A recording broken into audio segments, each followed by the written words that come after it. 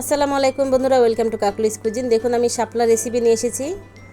শাপলাগুলোকে বড় বড় টুকরা করে নিয়েছি, বেছে উপরে আঁশটাকে ফেলে দিয়েছি। আমি শাপলা দিয়ে মাছ রান্না করব, শাপলা ভাজি করব ডিম দিয়ে, এবং শাপলা ফুলের পাকোড়া করব। শাপলা ফুলের পাকোড়া আপনাদেরকে দেখিয়েছি, তা বোঝার সুবিধার্থে আমি একটু ভালো করে দেখিয়ে দিচ্ছি। দেখুন আমি শাপলা ফুলটাকে বেছে নিচ্ছি।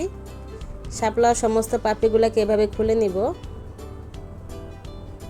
হলুদের অংশটা ফেলে দিব এবং বাহিরের সবুজ অংশটা ফেলে দিব। ভিতরে হলুদ এবং বাইরের সবুজটা ফেলে দিয়ে শুধু সাদা অংশটাকে আমরা নিব। ঠিক একইভাবে আমি আরেকটা দেখিয়ে দিচ্ছি। তো শাপলা ফুলের পাপড়ি যে খাওয়া যায় আপনারা হয়তো অনেকে জানেন না, তো আমি কিন্তু এটা প্রতি বছরই করে খাই। শাপলা বাসায় আনি আমি তরকারি খাওয়ার জন্য, কিন্তু ছেলেদের মেয়েদের জন্য আমাকে এটা পাকোড়া করতে হয়, শাপলা ফুলের পাকোড়া। দেখুন আমি সাদা অংশটা নিয়েছি। এখন এটাকে ছোট ছোট টুকরা করে ধুয়ে পানি ঝরিয়ে নিয়েছি। এখন এটাকে মাখামাখির পালা। দিয়ে দিচ্ছি কাঁচামরিচ কুচি, পেঁয়াজ কুচি এবং আলু কুচি। আলুটা অপশনাল না দিলেও হয়, তো আমি একটু পরিমাণে একটু বাড়ানোর জন্য একটু আলু দিলাম আর কি। সামান্য একটু আদা রসুন বাটা, একটু চাট মশলা, হাফ চামচ শুকনো মরিচের গুঁড়া, হাফ চামচ হলুদের গুঁড়া, সামান্য একটু বেকিং পাউডার, পরিমাণ মতো লবণ, এবং দিয়ে দিয়েছি এখানে বেসন এবং একটা ডিম। ভালো করে এবার মাখিয়ে নিব। সমস্ত উপকরণ দেওয়া শেষ।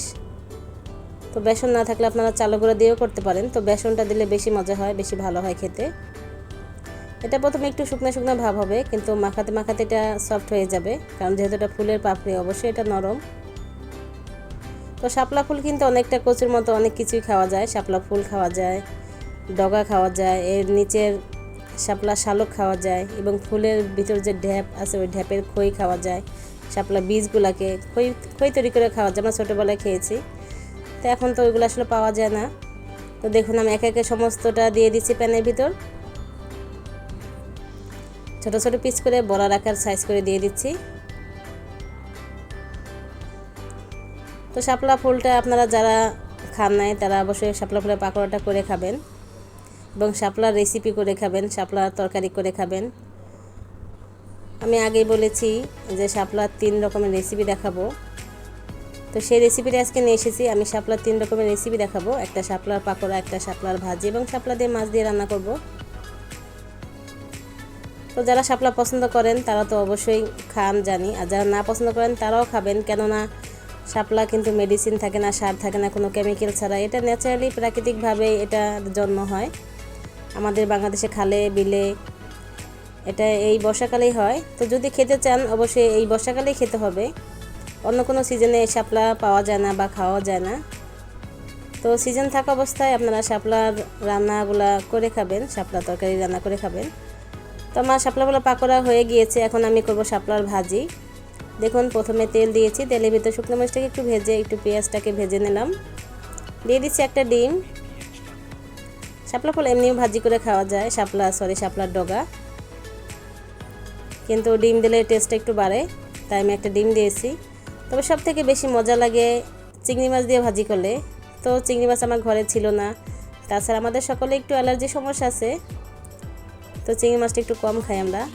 তো আমি দিয়ে দিলাম শাপলার ডগাগুলো আমি এখানে একটু ভাপিয়ে নিয়েছি, সিদ্ধ করে নিয়েছি হালকা। শাপলাটাকে একটু ভাপিয়ে নেওয়ার কারণ হলো শাপলাটা ভিতরে যে কষটা থাকে ওই কষটা চলে যাবে, প্লাস শাপলার ভিতরে অনেক পানি থাকে, সে পানিটাও বের হয়ে যায়, অতিরিক্ত পানিটা। আমি ডিমের ভিতরে সামান্য একটু লবণ হলুদ দিয়ে ডিমটাকে একটু ভেজে নিয়েছিলাম। এখন আবার সামান্য একটু লবণ দিয়ে দিলাম এবং কাঁচামরিচ দিয়ে দিয়েছি। নর্মালি ভাজি যেভাবে করে ঠিক সেভাবেই করে নিচ্ছি আমি ভাজিটা। দেখুন ভাজি থেকে অনেকটা পানি বের হয়েছে, তাও শাপলা একটা জলজ উদ্ভিদ, জলজ সবজি, তাই এর ভিতরে পানির পরিমাণটা একটু বেশি থাকে। তো শাপলাটা আপনার রান্না করলে অবশ্যই ভাপ দিয়ে পানিটা ফেলে নেবেন, কারণ পানিটা কালো থাকে, কষ বের হয়। সবুজ শাপলা যেগুলো ডগাগুলো সবুজ হয় সেগুলোতে খুব একটা কালো ভাব হয় না, কিন্তু কালো রঙের শাপলাগুলো একটু লাল শাপলা যেগুলো সেগুলো ভিতর থেকে একটু কষ বের হয়। দেখুন আমার পানি শুকিয়ে গিয়েছে, আমার ভাজিটা তৈরি হয়ে গিয়েছে। চলে আসলাম মাছ রান্না করতে।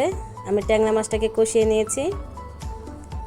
প্রথম অংশে ভিডিওটা আমার ডিলিট হয়ে গিয়েছে, জানি না কীভাবে।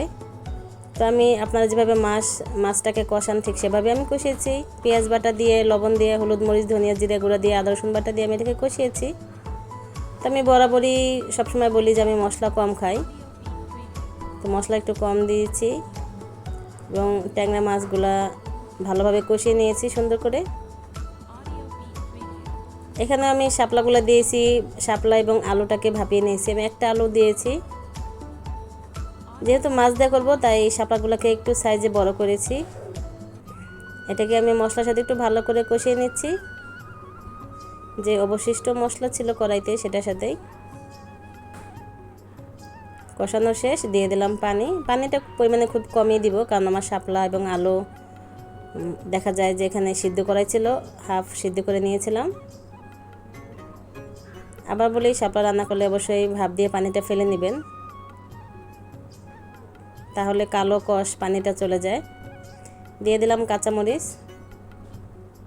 এবং কষানোর সময় আমি লবণটা দিয়েছিলাম পরিমাণ মতোই, যেন আর লবণ না লাগে। এখানে আমি আমার কষানো মাছগুলো দিয়ে দিয়েছি। যেহেতু ট্যাংরা মাছ রূপালি কালারের মাছ, তাই অনেক ভালোভাবে কষানোর পরও একটু সাদা সাদা লাগছে দেখতে, কিন্তু কোনো ব্যাপার না, আমি খুব ভালো করে কষিয়েছি। এখন পর্যাপ্ত জাল করে নিব। আমার শাপলা আলু এবং ঝোলের সাথে মাছটাকে এখন দিয়ে দিয়েছি। দেখুন আমার তরকারিতে খুব ভালো জাল হয়ে গিয়েছে, তাও আমি ঝোলটা একটু কমিয়ে নিব। যে কোনো মাছ দিয়ে শাপলা খাওয়া যায়, তো ভাবলাম ছোট মাছ দিয়েই খাই, তাহলে আর বেশি মজা হবে। দেখুন আমার শাপলার ভাজি, মাশাল্লাহ। আপনারা এটা অবশ্যই বাসায় ট্রাই করে খাবেন।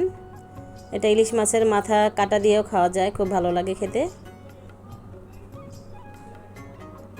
দেখুন কতটা লোভনীয় এবং কতটা সুন্দর হয়েছে। আমি 3 আইটেম নিয়েছি খাবারের সাথে। ওকে, আল্লাহ হাফেজ এন্ড থ্যাঙ্কস ফর ওয়াচিং।